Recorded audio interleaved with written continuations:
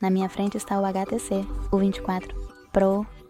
E hoje eu gostaria de mostrar como você pode adicionar uma senha no gerenciador de senhas do Google. Comece abrindo as configurações e role até encontrar senhas e contas, depois clique na engrenagem ao lado do Google e toque em gerenciador de senhas do Google.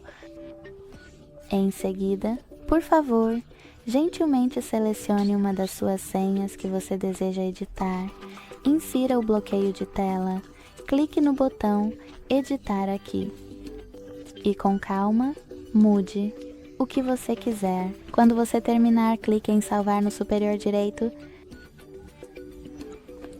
Muito obrigado por assistir. Se você gostou muito deste vídeo, não se esqueça de deixar um like, comentar e se inscrever. Tchau!